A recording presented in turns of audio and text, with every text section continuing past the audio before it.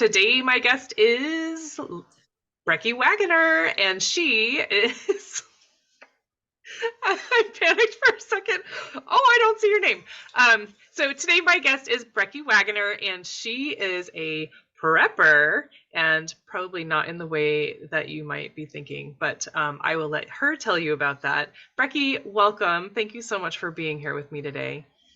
Oh, thank you so much for having me, Amy. It's a pleasure to be here. So prepping has kind of a reputation, sort of a bad rap in some ways. But so if you can just tell us what prepping means to you and what exactly what you're talking about when you say you're a prepper. Awesome. Thank you. Yeah. So, prepping for me is this idea of preparedness. So, often when I talk to people who aren't in the prepping subculture, I say preparedness instead.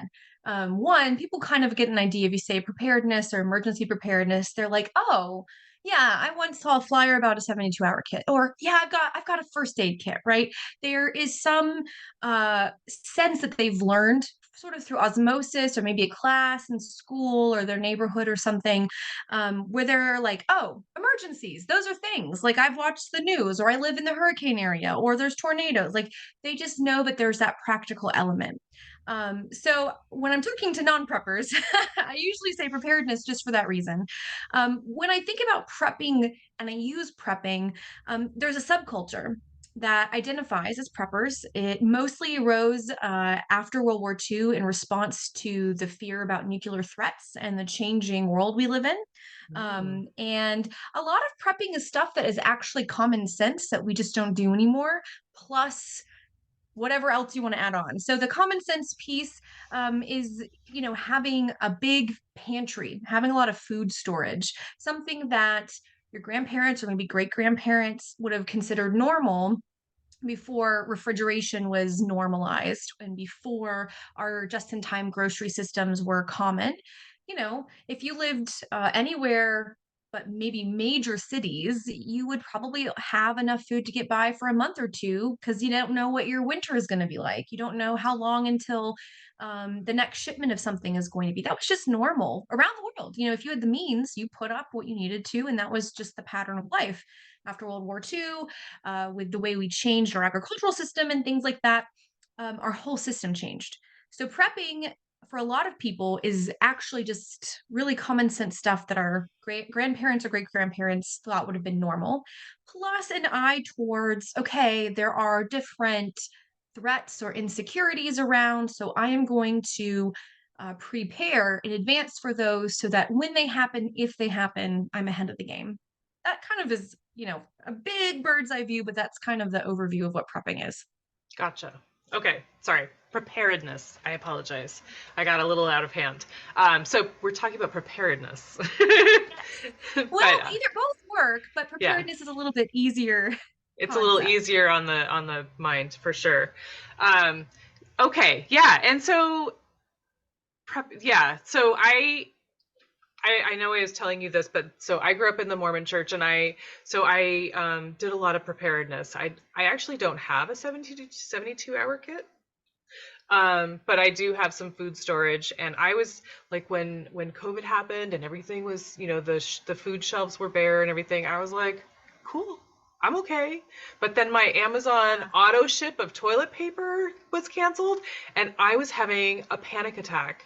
I was Yep. freaking out about my toilet paper. Where is my toilet paper coming from? Oh my Yeah. gosh. And so we bought Yeah. a bidet. Like I was not having that. Food I can handle. Toilet paper, I All was right. losing my mind. Yeah. Yeah. Listen, I keep a stash that my kids can't find, so I always know there's like a backup pack. I'm your people. I'm your people, Brecky. Yes. Yay. We were talking before about Brecky trying to find her people, and so I'm her people. Anyway, so I'm so Brecky, glad you're my people. how did you get started doing this? Like, where did this? You said you've been doing this for about 3 years. How did this? How did you get into this? Yeah, so the website and teaching on YouTube is I started back in 2020 in response to the pandemic Oh, and realizing I'm an elder millennial and most of my millennial friends were like, "What do you mean I need to have toilet paper? What do you mean I need more than like a week of food in my fridge? I'm a minimalist." And I was like, and so my phone was blowing up once the toilet paper thing happened. They were like, "What am I supposed to do?" And I was like, got a phone book? Like, what do you want me to say? You know, I've been telling you for years, and I realized that a lot of my friends, even friends, I lived in California, lived in the Bay Area for almost 5 years, and that there are a lot of people who will have things for like the big earthquake. They'll have their little box with like a flashlight and some water and some granola bars and whatever, but they won't have things like extra toilet paper and those the more likely thing to happen, which is, a storm might keep you from going to the grocery store or knock out your Amazon order, they don't have, but they might have, that 72-hour kit or something. So, the channel, I'm on YouTube at Sustainable Prepping, it came out of wanting to be a progressive voice teaching preparedness because most of the voices, the most popular and the loudest voices, are just conservative, but like very right wing to the point of kind of not being in our reality, using a lot of conspiracies that are harmful to kind of underscore why they prep. And, or they think the sky is falling every 5 minutes. A channel I used to watch a lot, and I won't name them because I don't want to shame anybody. It's one of the largest channels on YouTube doing it. Every 2 weeks, he says that World War III is happening and has done since April of 2022. So it just, it's they sell fear, and I didn't want to do that. I wanted it to be a fear-free space. So mhm. that's how I got into kind of doing it in a public way. I got into prepping in the subculture of prepping way back in 2016 because I lived in California and Donald Trump was elected president, and that terrified me. um, I was like, oh no. My personal view is I didn't trust him not to be vindictive in the event the big earthquake came to California, and I was afraid. And I grew up in a family that weren't preppers exactly, but we were living history reenactors. So did a lot of primitive camping. Only using candles and no flashlights, only cooking over an open fire, with cast iron and not any of the newfangled camp stoves and things like that. I dressed up like Laura Oh, Ingalls and I wore the bonnet and I shot muzzle loaders. I mean, yeah, like the whole 9 yards. um, wow. and yeah, and that was great preparation for becoming a prepper because so much of that I realize now was overlap. I can start a fire. It's been a while, but I could probably start a fire with flint and steel, for example. And I know how to deal with like wet firewood and like just things that how many of us would ever learn if you weren't doing that or you weren't in a certain kind of scouting or you said you were from the Mormon background, like things like your church might have taught you, or you learned from somebody. And I realized as I got into the prepping subculture back in 2016, I had a lot of skills that the average progressive didn't have. But I didn't know things like, well, how much food storage do you need? How do you keep it from going bad?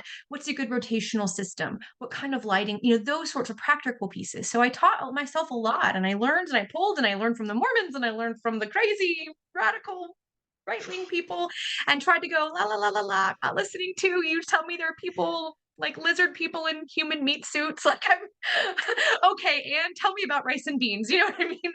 Um, and read a lot of books that weren't about preparedness but were about community building and organizing, and then I came to this place in 2020 where I was like, there needs to be a voice that's teaching preparedness, that's not capitalizing on people's fear, which I try not to do, that's Mhm. addressing climate change because that's realistically the biggest threat to all of us is climate change.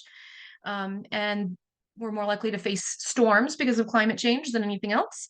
And we need a voice that has a more feminist, like an intersectional, environmental feminist perspective on preparedness, that doesn't teach go it alone and screw everybody else and you have to take care of your family because that's what most preppers teach. I mean, even friends of mine that I like and I admire yesterday two different of my friends had reels on Instagram that were like, it's nobody else's responsibility to take care of you but you. You got to do it. No one's coming to help you. And I'm like, what a bleak vision of the world. What a Right? bleak way to see the world.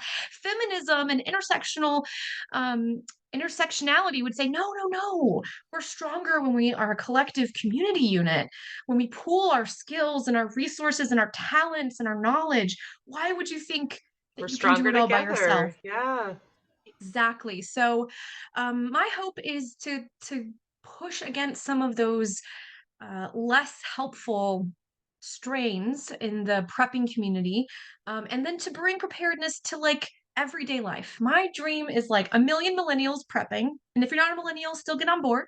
Come on, Gen X, baby boomers, Zoomers, come on, I'm here for everybody. I just happen to be a millennial, but I want to get to a million like normal everyday people that don't know anything about prepping, getting them ready.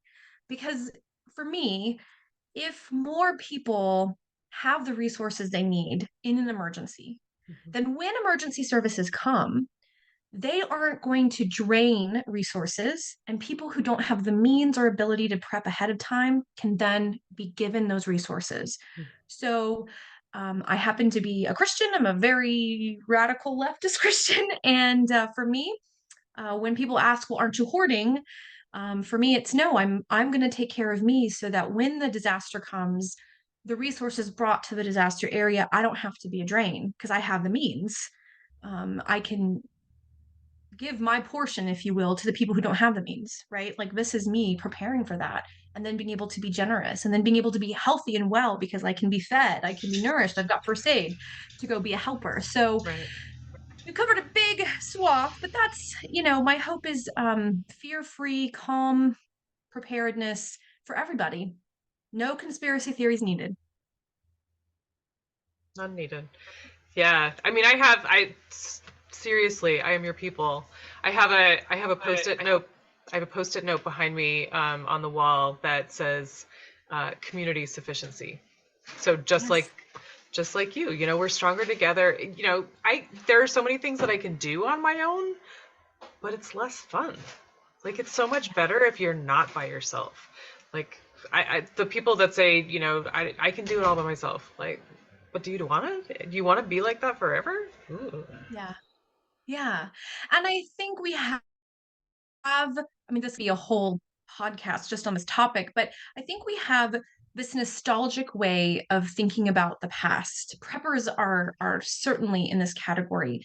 And like you hear people talk about, well, back, Ma Ingalls, she did so much and blah, blah, blah. And I want to say, first of all, those are storybooks. Okay. Second of all, as a living history reenactor, those skills are better in community. Like one person didn't chop all their own firewood. You got a whole group of people together, and all the kids chopped a bunch for everybody. And so slowly but surely, everybody got all that they needed. And you didn't have to hope that no one in your family threw out their back. Um, Back in the day, women would have bread baking days and they would bake a bunch of bread for, the week, and they would chat and they'd be social, and then they, go back to their farms. Or they would have, canning days and they would get together for like 2 or 3 days and they'd can their pants off. I mean, they weren't fancy. Yes. They'd work their tail ends off, and then they'd be done, but it would be social. So you're sharing the labor. Look at the Amish. When they move a barn, it's not one dude, it's like all of them. Every Amish man who can helps move a barn, and that's how they Right. can do it without electricity, but they can't function without community. And yet prepping in particular, but all of us can look back at the past with this nostalgia lens, and that doesn't actually serve us because we're not seeing the reality and we're not gleaning the reality, which would say there's a reason why homesteaders failed, right? Most homesteaders failed, and they moved and created towns. Most people didn't end up on farms isolated from everyone. They would live together, like 4 or 5 houses together, and then their farms would go out away from them because you needed those people to make it through. Even Laura Ingalls in The Long Winter, they have the kerosene lamp go out, and that's it for like weeks. They don't have any light. Mm, Terrifying. I mean, they all could have died, right? That's not romantic to me. That's not what I aspire to, right? Like yeah. I'm preparing to avoid that. Like that's literally preparing to avoid that reality. And I I can't do it by myself. My husband and I can't do it by ourselves. We have chronic illness and chronic pain in our family, and some kids with some health needs, and we can't do it alone. So why would we ever want to, you know? Right. Well, and yeah, there's just no reason. It's just it's just not necessary. Yeah, no. And it's just so much. It's more fun. It's life Yes. is more fun. Like, if the ladies that were canning their pants off, they were sharing stories, and they were sharing skills, and oh, you're better at the peeling part. You go ahead and you peel your pants off. You go right ahead, and I will blanch, or I will whatever. Like, there's a lady that I've been following on Instagram, and I want to say she's in Florida, and it's her first year um, gardening, and she has this huge pile of tomatoes, and she lives alone. She's like, I have no one to help me, and I have to do this like right away. I'm like, I wish I was there. I wish I could help you. Make Yeah. friends. Yeah. Make Tell friends, people that please. they can take a whole basket home if they come and help you pick and do. And I know it's, that to me is one of the fears I have, is this rugged individualism that we teach ourselves and we tell ourselves here in the Hmm. United States. And I think that's more dangerous than a lot of things because one, we have this romantic notion we can make it on our own, which we can't. But two, it makes us afraid of other people. And Hmm. that's a big thing in prepping, is this, you can't come to my house. I've taken care of me, and if you haven't taken care of you, screw you. Yeah. And that just, I mean, for my religious beliefs, I'm like, sounds a lot like Jesus, huh? You know, I'm like, That's so Christ-like. that is, I've read the Bible a couple times. I can read Hebrew and Greek. I don't know that I've ever heard that, but okay. You do you, I guess. But yeah, that idea that you would be suspicious of your neighbor rather than welcoming, I mean, that's going to do more damage to us, I think, than it's going to create a secondary crisis, right? I don't know if you've ever read A Paradise Built in Hell. I Mm. can't think of the name. It's a nonfiction kind of social sociology look at the post cataclysm, like different events when there's been a catastrophe, how people have responded. And it was basically pushing back against the narrative after Katrina that everything went to heck in a handbasket and it was just a total hellscape and blah, blah, blah.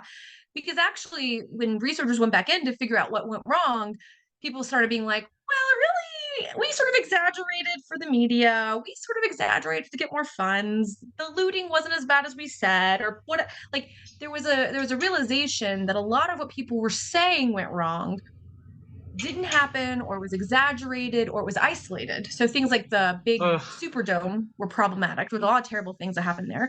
But like the French Quarter was fine. I mean, by and large, they had very little flooding, thank goodness, but also like everybody was helping everybody out, right? Like this is a community that identifies as a community. There's a reason why, Right. if you think about, New Orleans, can you name any of the other quarters? Probably not. But the French Quarter, right? Because there's like a vibe. People know each other.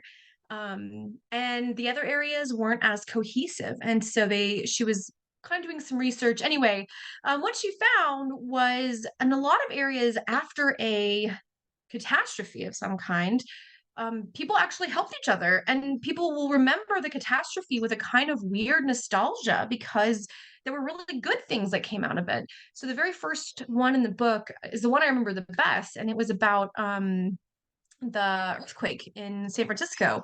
And like people would remember it and say it was the best time of their lives because everybody who survived was helping each other, and there was like a piano that was wheeled out of a broken down house and someone was just playing, and somebody else started a soup kitchen, and somebody else who was an opera singer would sing at night so that people would be entertained. And it was the most community that they'd had, Right. right?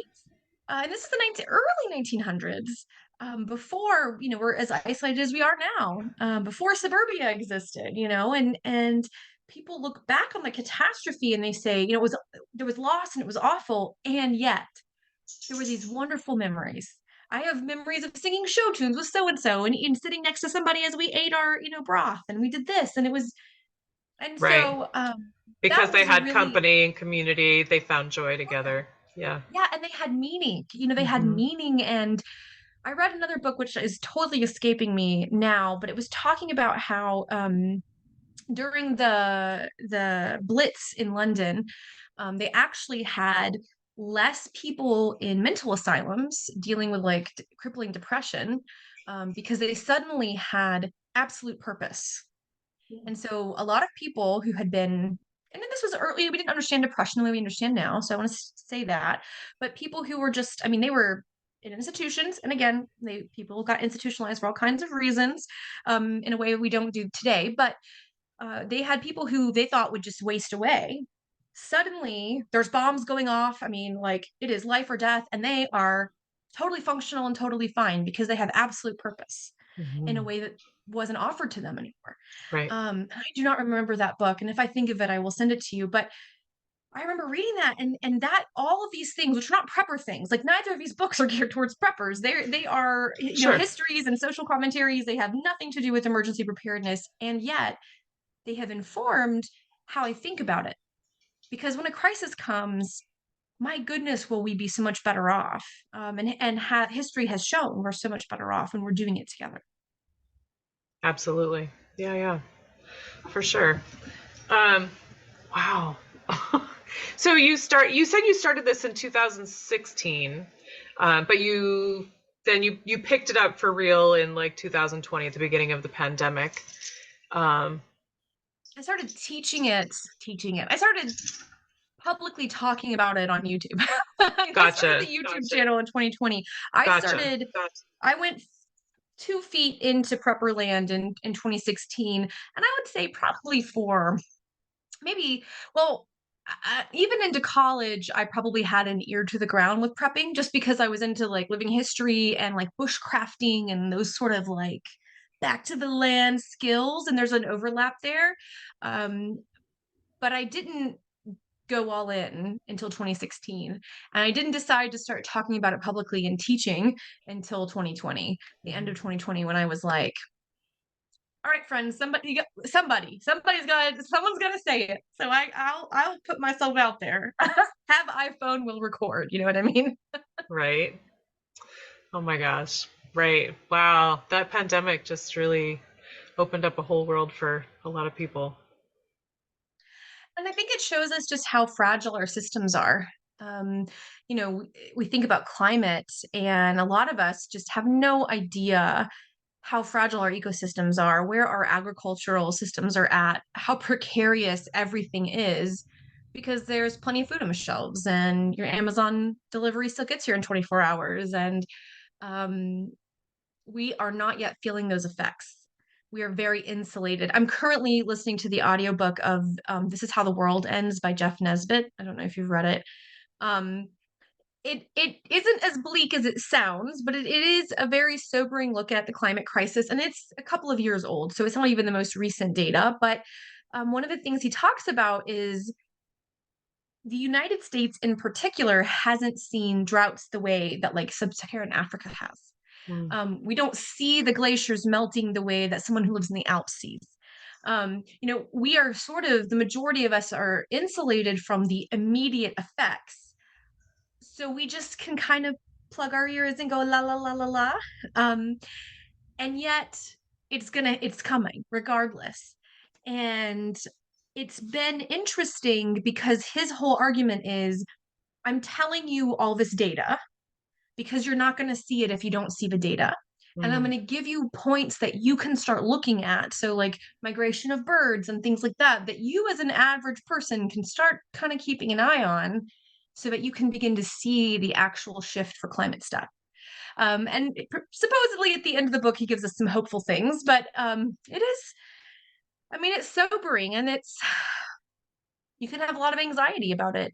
And so for me, I respond to that anxiety with preparedness. It's like, okay, there's Okay. some crappy stuff coming, and I don't know how we're going to turn this ship around, but I'll hopefully be alive, or my kids will be alive. So I want them to be situated the best possible way. And how can I do that?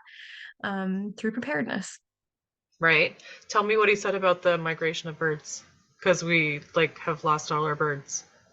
Yeah, there was a woman, gosh, I wish I had had notes. There was a woman who was a climate scientist who won several awards for her research on bird migration. And I just listened to his chapter last night, and he was reflecting from her.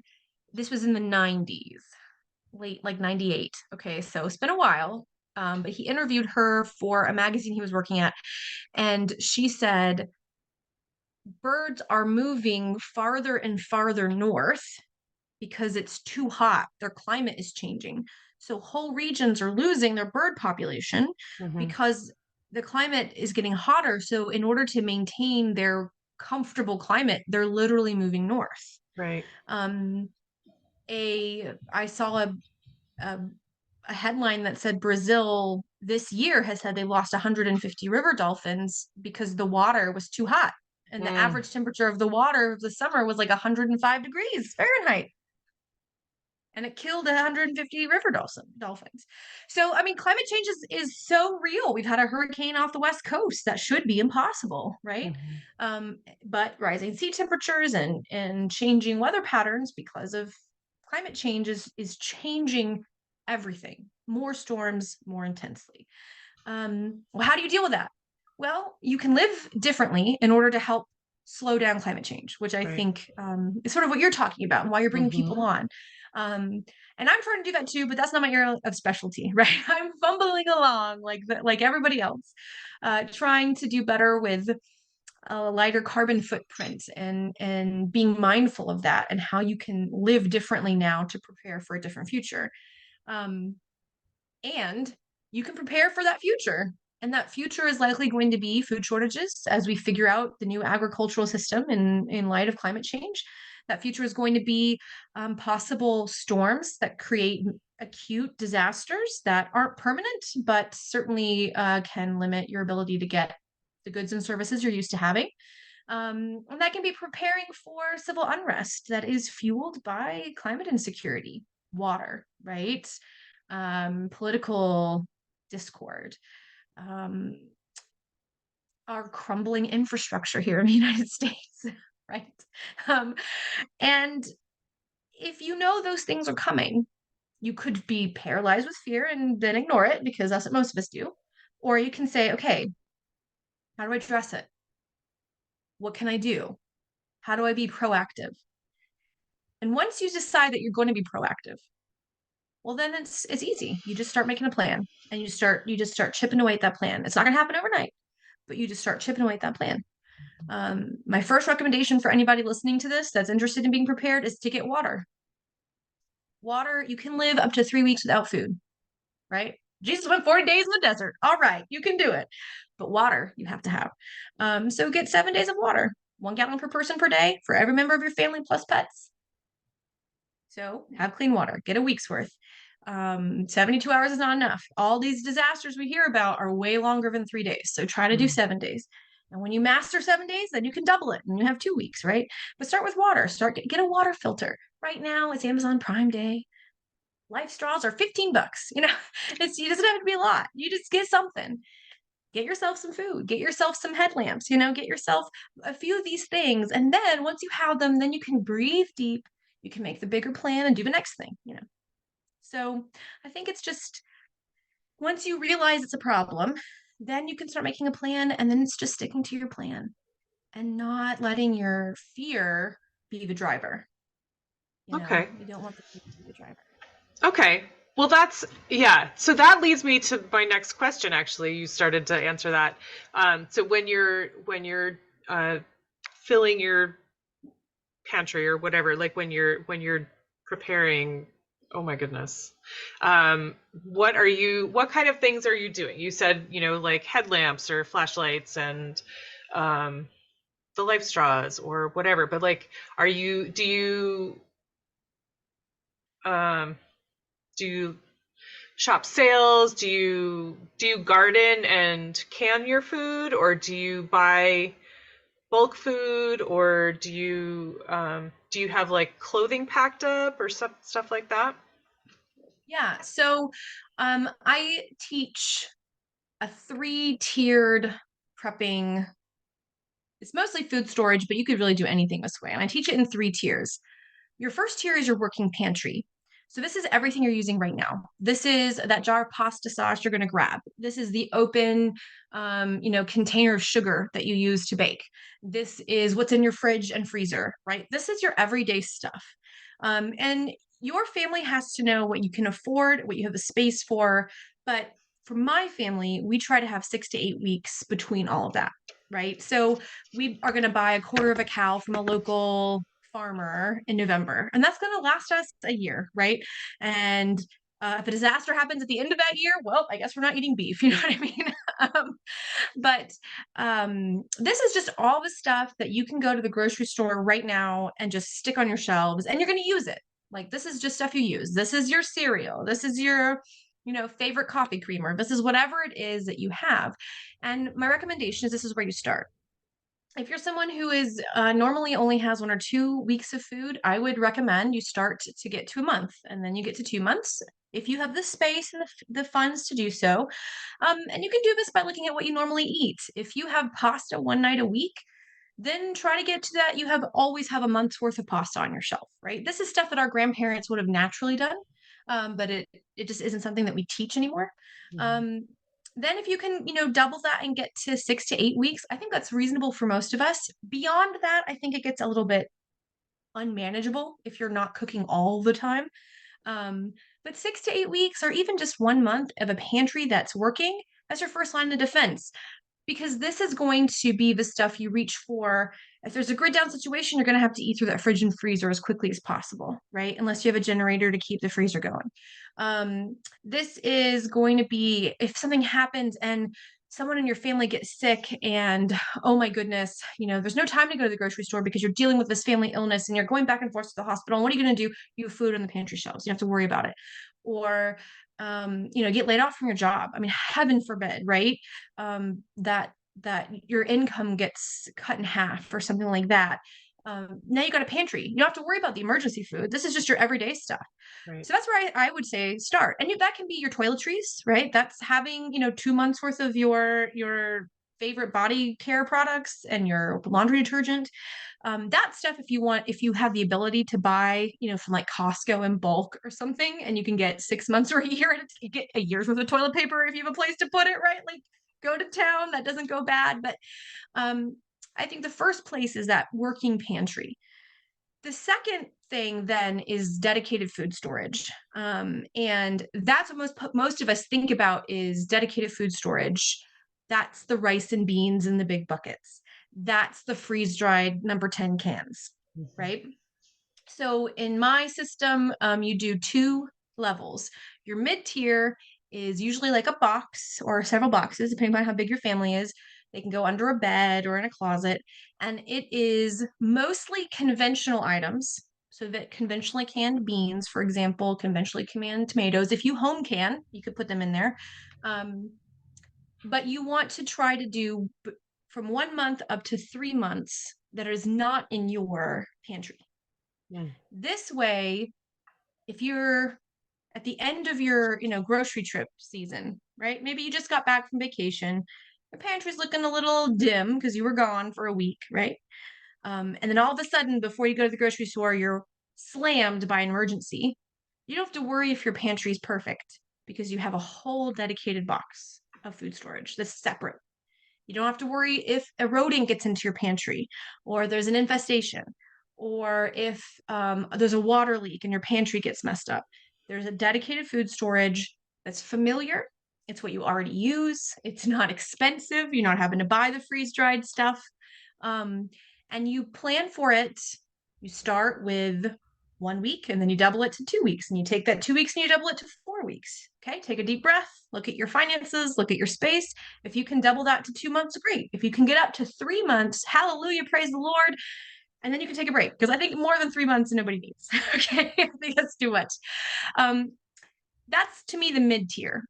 Every year, you look at your stuff, you take out anything that's expired, you put it or getting ready to expire, you either put it in your pantry to use, because here's a note, canned goods, as long as they're not dented, are fine after the expiration date for a couple of years even. So don't stress about that. You can still eat it. You can donate it to a pantry, so it will get used. Then you just replace it. You stick it back under your bed or back in your closet, and then you don't worry about it again, right? It's an annual investment. And you have to think about it. And now you have your month of food storage. You have your month or two of pantry items. That's 3 months right there. But let's say you really, really want to be like super prepped, right? That little bit of Mormon in you is like, gotta have it all, right? That's where the Mylar buckets of rice and beans come in to me. That's the last level. Um, and you can integrate it into the other levels if you eat lots of dried rice and beans. But if you don't, if it's something that for you would be very, very much an emergency food, do that last. Put them up, figure out how much you would need for 1 month or 2 months or 3 months. Again, I think more than 3 months is way more than anyone needs. You figure it out, you stick it in a closet, and then you just check on it every year or two, make sure nothing gets into it. But then it's good for like 30 years and you just don't have to think about it. And this way you have levels. You don't have to tackle the whole thing at once. Right. You're not looking at a checklist that says if you have a family of four, you need 1,200 pounds of grains for a year. And you look at that and you go, Get it my by macaroni and Tuesday. cheese. Yeah. Oh my God, how am I supposed to do this? Like it. And what if you don't eat, what if you don't eat beans? What if you've never cooked dried beans in your life? Or you've only ever done it in an instant pot, which might not be available to you if the power is out. Then don't store dried beans. That should not be the top of your list. Pre-canned beans and the little aluminum can should be the thing that you're storing because you don't know how to use the other ones and they'll mess up your stomach and we don't want that. So, my philosophy is make it practical, make it easy bar of entry, have a great working pantry, then do your dedicated storage box. If that doesn't feel like enough for you, then go do the big buckets and things. Or if you have a really big family, then buying in bulk and doing the buckets and things might be useful. If you've got 4 or 6 kids, or you've got, in-laws that live with you, or you're providing for a community and not just your individual family, that can be a very useful tool.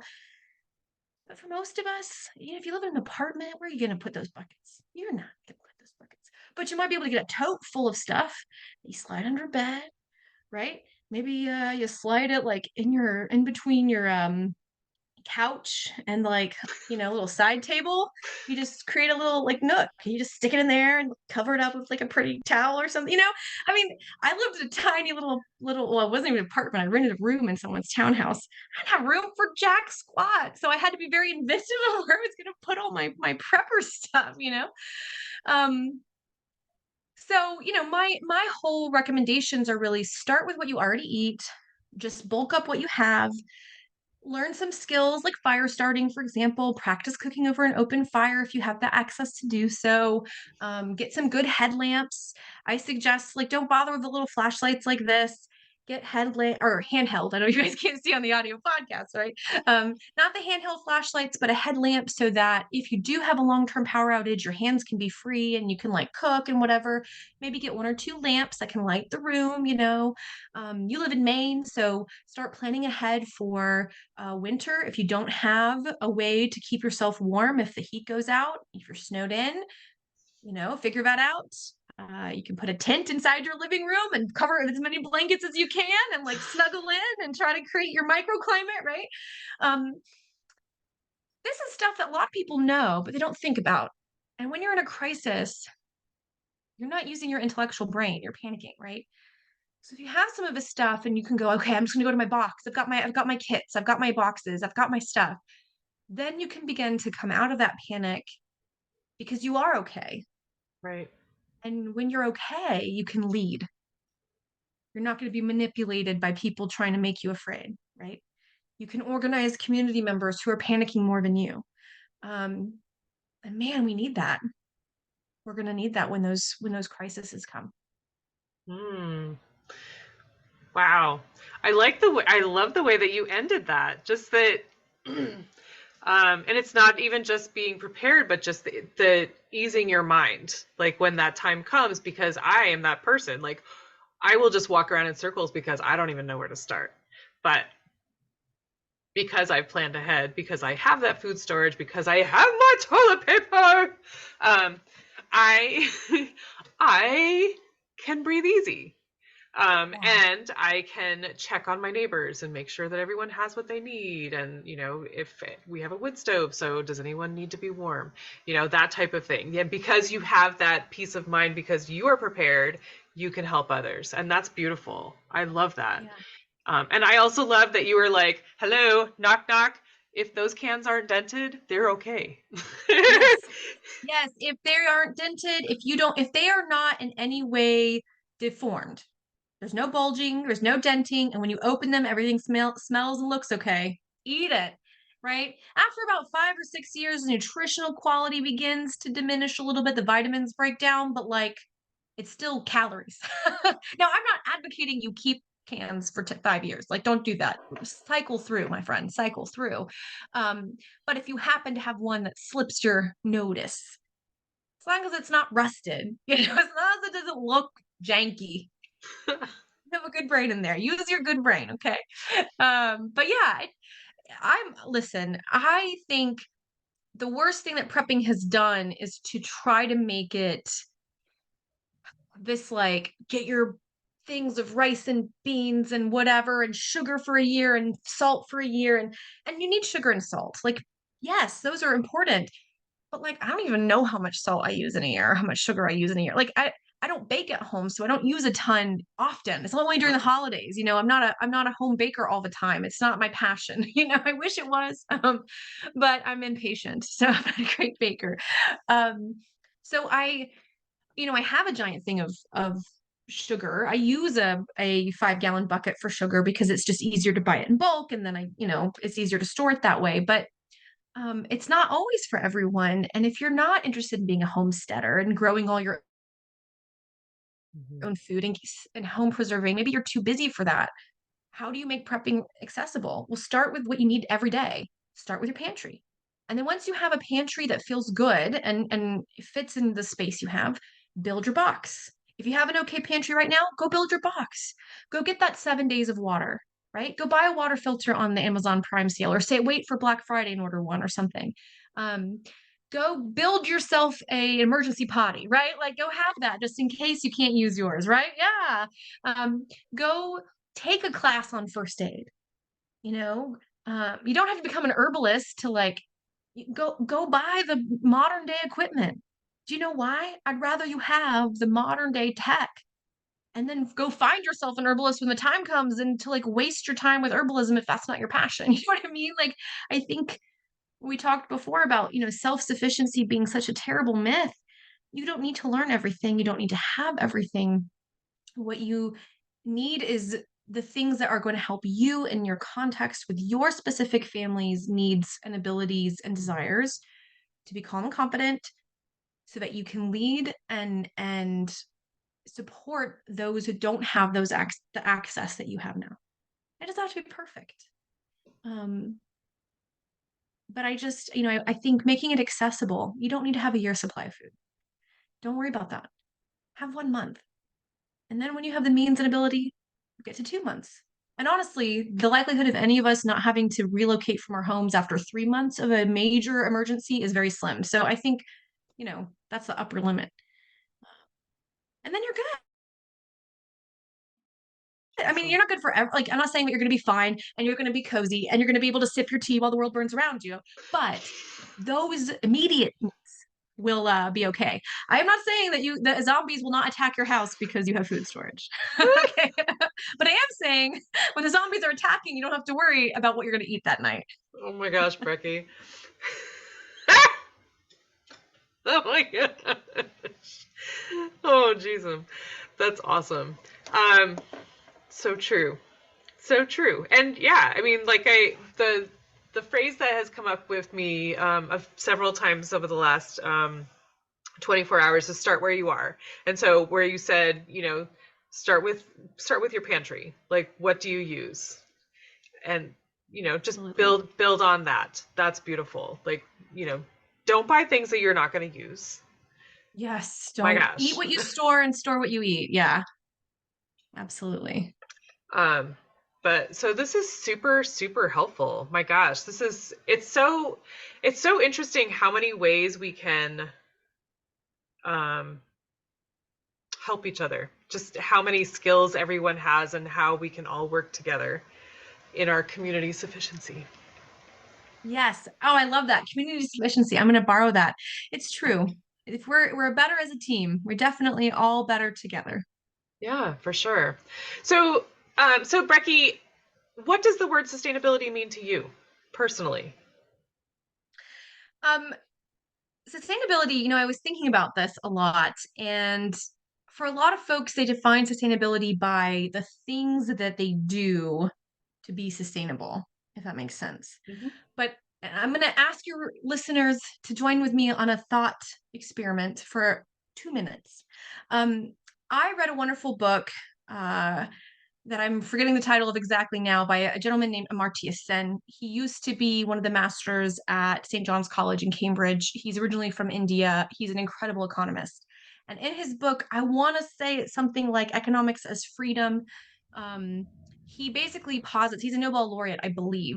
He basically posits that money is just life chances. Like money really is just life chances. The more money you have, the more life chances you have. And he, is a whole book. So clearly it's more deep than that. But that worldview has shaped so much of how I think. And when I think about sustainability, because I think about, finances as life chances, I think about how do I live in such a way that I sustain the life chances of everything on the planet for what we have now and hopefully increase to give them back more life chances. Does that make sense? So right now, the way that a lot of us live, we're actually lessening the life chances because we are extracting fossil fuels and what microplastics and global warming and whatever you want, whatever your particular nugget in the climate catastrophe scenario is. But sustainability is sustaining as many life chances as possible for the global community. And I don't just mean people, I mean the all living beings. Um, and that gives me a really big picture to go, okay, is this something that sustains life chances? And that's how I kind of evaluate what is sustainability for myself. Is this sustaining or increasing life chances? And if it isn't, then how do I change the way I live? Hmm. So it's not necessarily finances, but it's just like Yes, it's it's a not about metaphor. money, it's about life chances. Right. Yeah, or options. Yeah. Um, Okay. it's such a wild thing to think about at first, but it's true. People with money can have the option to throw money at any problem they want, right? You don't want to live in a place where the salt water is encroaching on the fresh water. You have the life chances to get off the island because you have money. You can trade your money for the option to leave. If you don't have money, you lose that life chance. So if we take that back and we go, okay, how can we sustain as many life chances as possible? Well, if people don't have the option to live on the island that was their indigenous home because of increasing seawater, they've lost life chances, Hmm. right? That option is gone. So how do I live in a way that sustains their option, their life chance to stay where they are, if that's what they want, right? Um, so I know it's a kind of a left field look, but it helps me when I evaluate my priorities with environmental justice and when you have to make compromises, which unfortunately we do, right? Um, how do I do my best to sustain the most life chances for the global community as possible? Gotcha. Interesting. I like that. I know Okay. it's probably a little bit a little bit odd, but that's how I think of sustainability. No, I love being made to think. It's if everyone thought exactly the same way, it would be less interesting. But that's, it's good to open up the mind and to make that work. So thank you. And then so this has been super interesting. And so if somebody is wanting to follow you and say, I need more Brekke, give me more Brekke, please. How can they find you or follow you or whatever or both? Yeah, I'm most active on YouTube and Instagram. So you can find me on YouTube at Sustainable Prepping. I'm the only sustainable prepping out there. You'll find me. And then on Instagram, I'm at sustainable underscore prepping, Prepping. And you can certainly follow me there. I have a website, sustainableprepping.com. I have a food storage course and I have some blog posts and things like that. But mostly, if you want to interact with me or be able to ask me questions, the best place is YouTube or Instagram. Awesome. Wow. Thank you so much. Oh my gosh. This has Oh, been thank you for having me. eye-opening and so fun. And I'm this has been so a delight. glad. I'm so glad to get to actually talk to you like face to face. Thank you, sweetheart. I need a minute. Can you go give me a minute, please? I fell and I'm on the road and I got a little bit bleeding ouch. Okay, go get a band-aid from Daddy, please. Can I have a band-aid? I apologize. He needs a Band-Aid. I know. I've got twin 4-year-olds who are clearly ready for mommy to be done. Okay. It's okay. All right. Well, thank you so much. This was so fun. Absolutely. Absolutely, for sure. And we will talk soon. All right. Thank you. Thank you. Bye, Brekke. Bye. All right.